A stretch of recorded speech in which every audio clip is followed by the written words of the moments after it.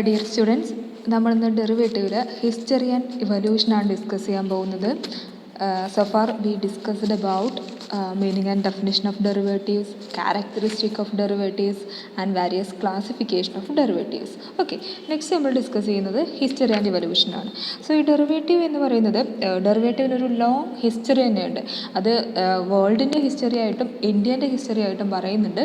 പക്ഷെ നമ്മൾ ഇന്ന് ഡിസ്കസ് ചെയ്യുന്നത് ഇന്ത്യൻ്റെ ഹിസ്റ്ററിയാണ് ഡിസ്കസ് ചെയ്യുന്നത്. ഓക്കെ, സോ ആദ്യമായിട്ട് പറയുന്നത് ഒരു ഡെറിവേറ്റീവ് ട്രേഡിങ്ങിന് ഒരു ഫസ്റ്റ് ഓർഗനൈസ്ഡ് ഫ്യൂച്ചർ മാർക്കറ്റ് 1875 വന്നിട്ടുള്ളത് with establishment of Bombay cotton trade association limited. Okay, so അതാണ് ഈ ഒരു ഇന്ത്യയിൽ ഡെറിവേറ്റീവ് ട്രേഡിങ്ങിൻ്റെ തുടക്കം എന്ന് പറയുന്നത് 1875 തുടങ്ങുന്നത്. എന്തിൻ്റെ എസ്റ്റാബ്ലിഷ്മെൻറ്റോട് കൂടിയാണ്? ഫ്യൂച്ചർ മാർക്കറ്റ്, ഓർഗനൈസ്ഡ് ഫ്യൂച്ചർ മാർക്കറ്റാണ് ആദ്യമായിട്ട് ഈ ഒരു 1875 വന്നത്. അത് Bombay cotton trade association limited എസ്റ്റാബ്ലിഷ്മെൻറ്റോട് കൂടിയിട്ടാണ് അത്തരത്തിലൊരു ഓർഗനൈസ്ഡ് ഫ്യൂച്ചർ മാർക്കറ്റ് എസ്റ്റാബ്ലിഷ് ചെയ്യപ്പെട്ടത്. Then in 1893 Bombay cotton exchange limited was established. Okay, then in 90s with the establishment of Gujarati Vyapari Mandali future trading in groundnut, castor seed and cotton commenced. Okay, 1900 Gujarati Vyapari മന്ദാലിയുടെ എസ്റ്റാബ്ലിഷ്മെൻറ്റോട് കൂടിയിട്ടാണ്, അതൊരു അസോസിയേഷനാണ്, അതോടുകൂടിയിട്ടാണ് ഫ്യൂച്ചർ ട്രേഡിങ് ഗ്രൗണ്ട് നട്ടിലും കാസ്റ്റർ സീഡിലും കോട്ടണിലും ഒക്കെ ഫ്യൂച്ചർ ട്രേഡിങ് കമൻസ് ചെയ്തത്. ഓക്കെ, ദെൻ വീറ്റിൽ ഫ്യൂച്ചർ ട്രേഡിങ് തുടങ്ങിയത് പഞ്ചാബ് ആൻഡ് UP ആണ് തുടങ്ങിയത്.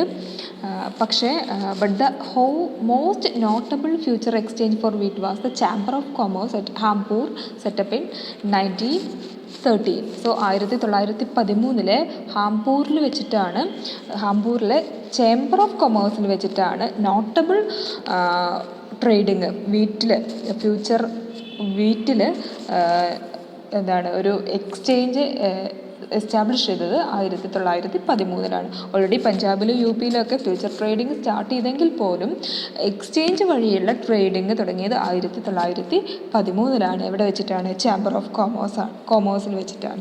Okay, then future trading in bullion began in Mumbai in 1920. Okay, ബുള്ളിയനിൽ ഫ്യൂച്ചർ ട്രേഡിംഗ് തുടങ്ങിയത് 1920. Calcutta hessian exchange limited was established in 1913 for future trading in raw jute and jute goods. So raw jute and jute ഗുഡ്സിൽ future trading തുടങ്ങിയത് 1913. എക്സ്ചേഞ്ചിൻ്റെ പേരെന്താണ്? Calcutta hessian exchange limited ആണ്. Okay, but organised future trading in raw jute began only in 1927 with the establishment of East Indian association limited. Okay, അതൊന്നുകൂടി organised ആയി മാറുന്നത് എപ്പോഴാണ്? 1927 East India jute association ലിമിറ്റഡിൻ്റെ എസ്റ്റാബ്ലിഷ്മെൻറ്റോടുകൂടി. ഓക്കെ, ഇനി ലേറ്റർ ഈ രണ്ട് അസോസിയേഷനും കൂടിയിട്ട്, അതായത് കൽക്കട്ട ഹെസൈൻ എക്സ്ചേഞ്ച് ലിമിറ്റഡും ഈസ്റ്റ് ഇന്ത്യൻ ജൂട്ട് അസോസിയേഷൻ ലിമിറ്റഡും കൂടി അമാൽഗമേറ്റ് ചെയ്തിട്ട് 1945 East India jute and hessian limited form ചെയ്യുന്നുണ്ട്. അതിനുശേഷമാണ് റോ ജൂട്ടിലും ജൂട്ട് ഗുഡ്സിലുമുള്ള ഓർഗനൈസ്ഡ് ട്രേഡിങ് കണ്ടക്ട് ചെയ്തത്. Okay, then forward contract regulation act 1953 enact ചെയ്തതോട് കൂടിയിട്ടാണ് ഫോർവേഡ് മാർക്കറ്റ് കമ്മീഷൻ 1953 തന്നെ ഫോർവേഡ് മാർക്കറ്റ് കമ്മീഷനും എസ്റ്റാബ്ലിഷ് ചെയ്തു. സോ 1953 രണ്ട് കാര്യങ്ങളാണ് സംഭവിച്ചത്. Forward contract regulation act enact ചെയ്തു, അതിൻ്റെ ഭാഗമായിട്ട് തന്നെ ഫോർവേഡ് മാർക്കറ്റ് കമ്മീഷനും എസ്റ്റാബ്ലിഷ് ചെയ്തു. Okay, then in due course several other exchanges were set up in the country to trade in diverse commodities. Okay, then recently future contract എന്ന് പറയുന്നത് future contract in various commodities were allowed to trade on exchanges. Okay, then for example now cotton and oil future trade in Mumbai, soybean. Okay, future trade in Bhopal, pepper futures trade in Kochi, coffee futures trade in Bangalore etcetera. Okay, റീസെൻ്റായിട്ട് ഒരുപാട് future കോൺട്രാക്റ്റുകൾ various കമ്മോഡിറ്റീസിൽ trade ചെയ്യാൻ വേണ്ടിയിട്ട് permission കൊടുത്തു. So അതിന് example ഏതൊക്കെയാണ്? Cotton and oil futures. മുംബൈയിൽ എന്താണ് കോട്ടൺ ആൻഡ് ഓയിൽ ഫ്യൂച്ചേഴ്സ് ട്രേഡിങ്ങിന് പെർമിഷൻ നൽകി. അതുപോലെ സോയാബീൻ ഫ്യൂച്ചേഴ്സിന്, അതെവിടെയാണ്? ഭോപ്പാലിൽ സോയാബീൻ ഫ്യൂച്ചേഴ്സ് ട്രേഡ് ചെയ്യാൻ തുടങ്ങി. ദെൻ പെപ്പർ ഫ്യൂച്ചേഴ്സ് എവിടെ ട്രേഡ് ചെയ്യാൻ തുടങ്ങി? കൊച്ചിയിൽ. ദെൻ കോഫി ഫ്യൂച്ചേഴ്സ് എവിടെ ട്രേഡ് ചെയ്യാൻ തുടങ്ങി? ബാംഗ്ലൂരിൽ. ഓക്കെ, ഇതൊക്കെ വളരെ റീസെൻ്റായിട്ട് തുടങ്ങിയിട്ടുള്ള കോൺട്രാക്റ്റുകളാണ്, കമ്മോഡിറ്റി ട്രേഡിങ്ങുകളാണ്. ഏതിലാണ്? ഫ്യൂച്ചർ കോൺട്രാക്റ്റിലെ കമ്മോഡിറ്റി ട്രേഡിങ്ങുകളാണ്. ദെൻ ജൂൺ 2000 നാഷണൽ സ്റ്റോക്ക് എക്സ്ചേഞ്ചും ബോംബെ സ്റ്റോക്ക് എക്സ്ചേഞ്ചും ഫ്യൂച്ചേഴ്സ് ട്രേഡിംഗ് തുടങ്ങിയത്. അത് എന്തിലാണ്? Futures on Sensex and Nifty. Sensex and Nifty എന്ന് പറഞ്ഞാൽ എന്താണ്? ഇൻഡെക്സ് ഫ്യൂച്ചേഴ്സ് ആണല്ലേ. സ്റ്റോക്ക് ഇൻഡെക്സ് ഫ്യൂച്ചേഴ്സ് സ്റ്റാർട്ട് ചെയ്തത് 2000 NSEയിലും BSEയിലും. ഓക്കെ, ദെൻ ഓപ്ഷൻ ട്രേഡിങ്ങോ 2001 സ്റ്റോക്ക് ഇൻഡെക്സ് ഓപ്ഷൻസ് തുടങ്ങിയത് ജൂൺ 2001. ഓക്കെ, അതിനുശേഷം ഓപ്ഷൻസ് ആൻഡ് ഫ്യൂച്ചേഴ്സിൽ എന്ത് തുടങ്ങി? Trading began on options and futures in 31 prominent stock in the month of July and November respectively. Okay, currently there are 41 stocks trading on NSE derivative and the list keeps growing. Okay, currently എത്ര ഉണ്ട്? 41 stocks ഉണ്ട്. അത് grow ചെയ്തുകൊണ്ടിരിക്കുകയാണ് list. Okay, interest rate futures were introduced on NSE in 2003.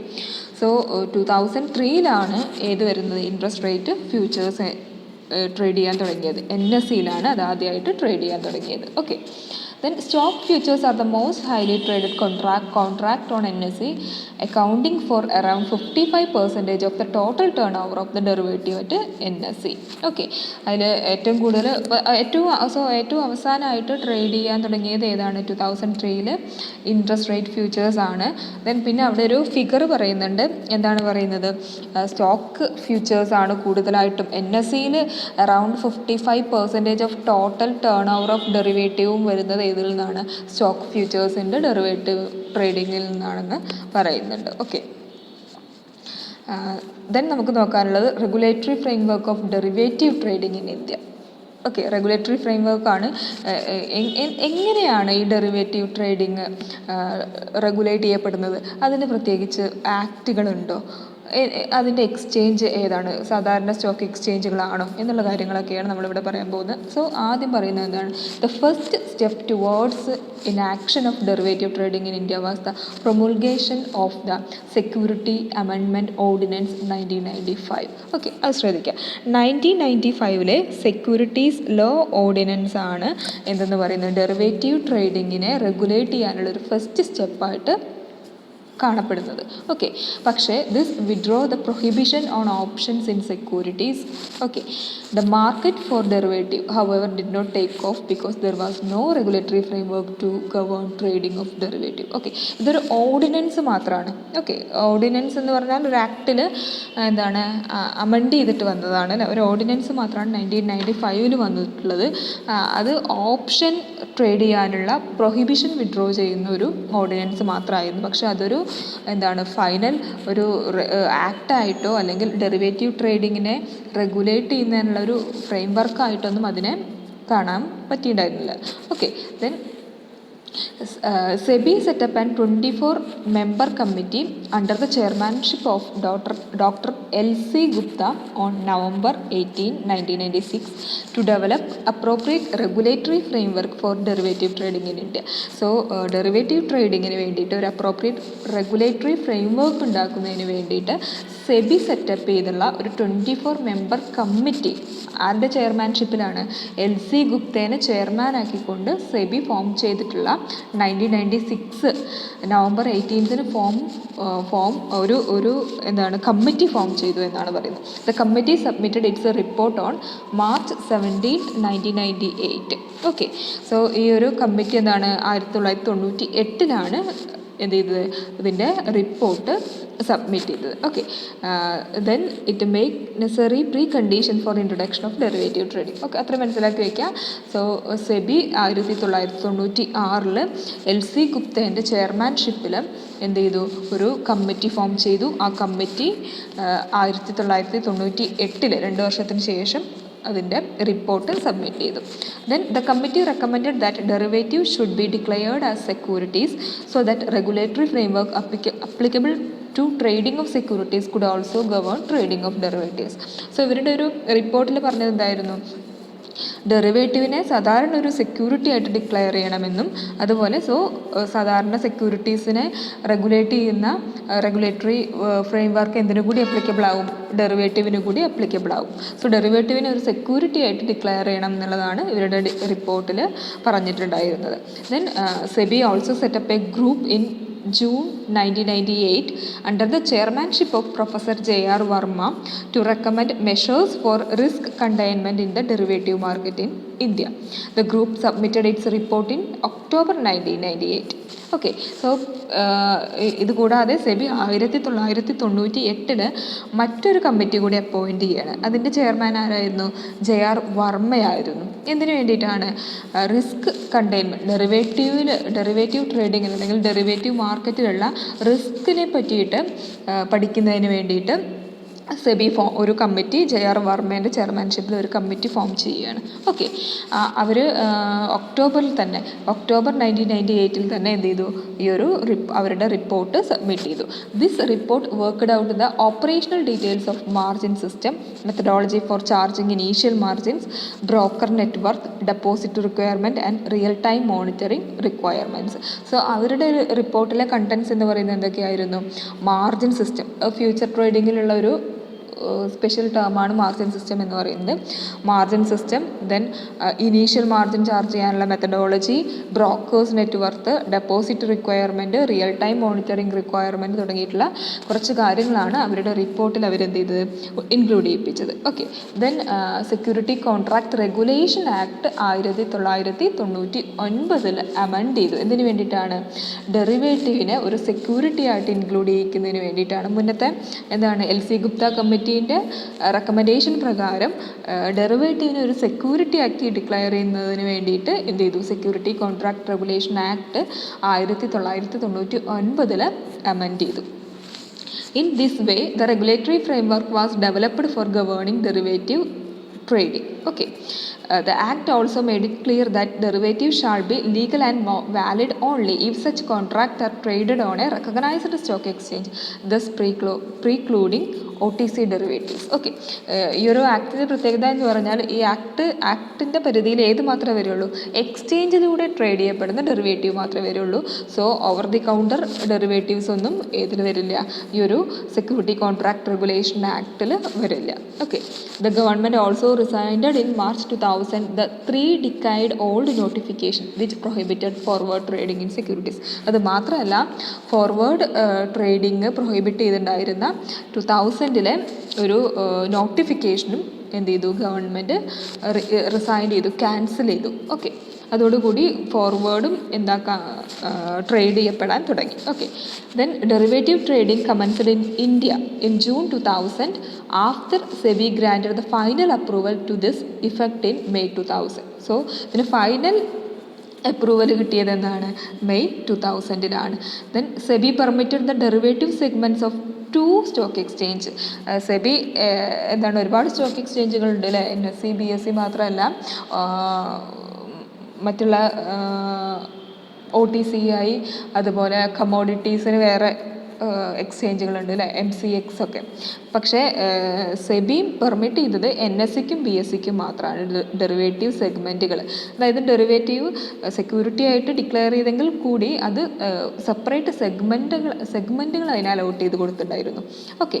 Then അതുപോലെ തന്നെ and their clearing house corporation to commence trading and settlement in approved derivatives contract. To begin with, SEBI approved trading in index futures contract based on S&P, CNX, Nifty and BSE Sensex index. So അതുപോലെ തന്നെ സെബി എന്തും approve ചെയ്തു?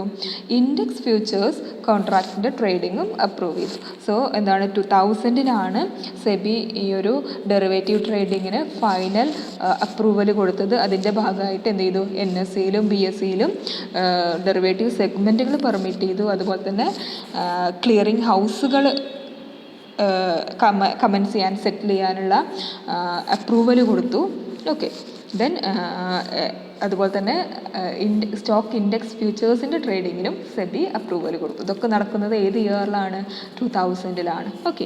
Then this was followed by approval for trading in options based on these 2 indexes and options on individual securities. So ഇതിൻ്റെ ഭാഗമായിട്ട് ഇതിനെ തുടർന്ന് പിന്നീട് option ട്രേഡിങ്ങിനും അപ്രൂവൽ കൊടുത്തു. Okay. The trading in index options to commenced in June 2000. അത് ഓർത്ത് വയ്ക്കുക. സ്റ്റോക്ക് ഇൻഡെക്സ് ഓപ്ഷൻസിൽ ട്രേഡിംഗ് കമൻസ് ചെയ്ത് 2001-ലാണ്. ഓക്കെ. സ്റ്റോക്ക് ഇൻഡെക്സ് ഓപ്ഷൻസിൽ ട്രേഡിംഗ് തുടങ്ങിയത് 2001-ലാണ്. The trading in options on individual securities begin in July 2001. Okay. Future contract on individual securities were introduced in November 2001. Okay. അതും കഴിഞ്ഞിട്ടാണ് ഫ്യൂച്ചർ കോൺട്രാക്ട്, ഇൻഡിവിജ്വൽ സ്റ്റോക്കിൻ്റെ മേലെ ഫ്യൂച്ചർ കോൺട്രാക്റ്റുകൾ ഇൻട്രൊഡ്യൂസ് ചെയ്തത് 2001-ലാണ്. ഓക്കെ. സോ ഇത്രയാണ് regulatory frame വർക്കിൽ നമുക്ക് ഡിസ്കസ് ചെയ്യാനായിട്ടുള്ളത്.